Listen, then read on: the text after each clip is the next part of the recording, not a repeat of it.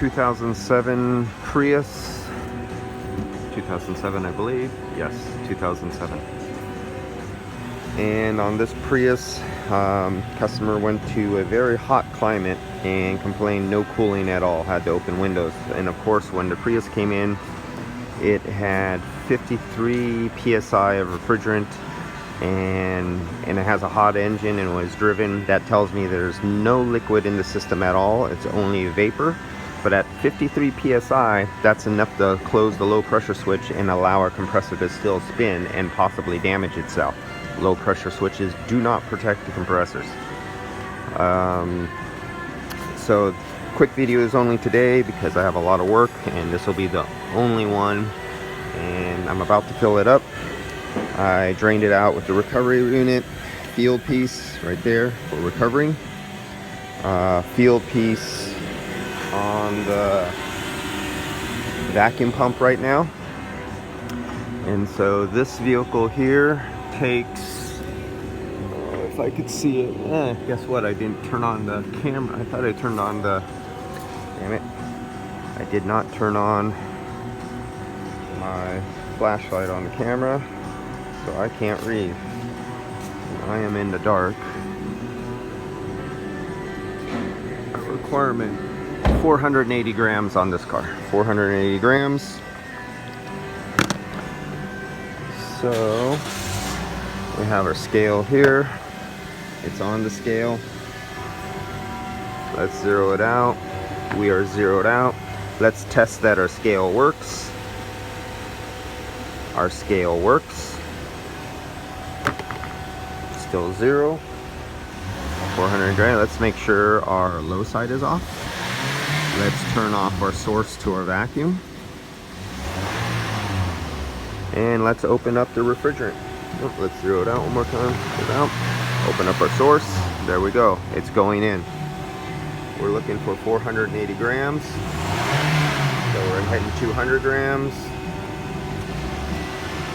300 grams.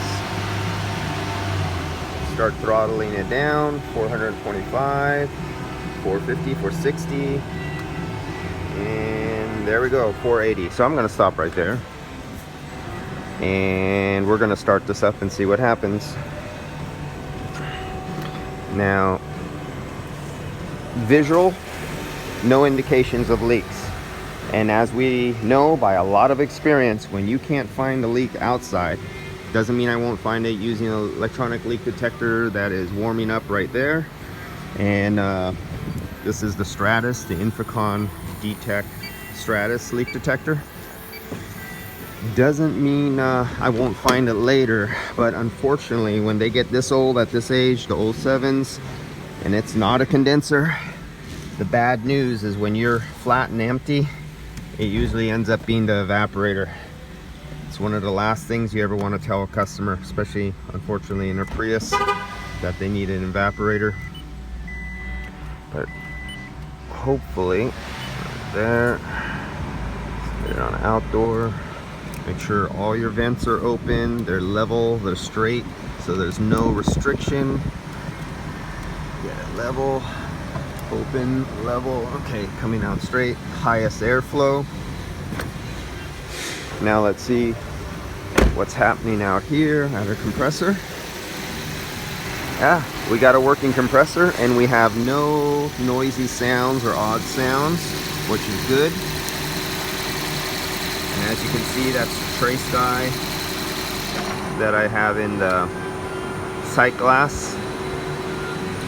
I'm looking for the quick and easies because at 50 psi, you're usually not going to find, and just vapor, you're not going to find easy leaks all the time. And so here I'm just giving a real quick scan of the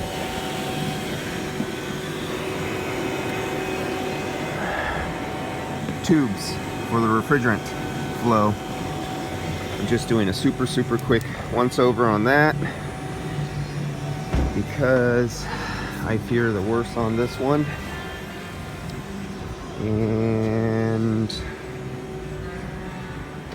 all right, so what I'm going to do here is I'm gonna shut this one down. I'm gonna let it sit a few minutes. Leaks don't always happen at the same time, all the time. Some take vibration, some take a certain pressure, some take a certain temperature.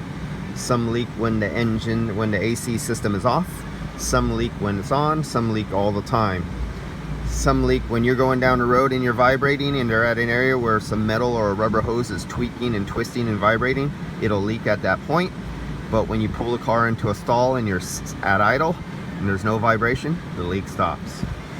And so shutting this one down, and we'll use the electronic leak detector.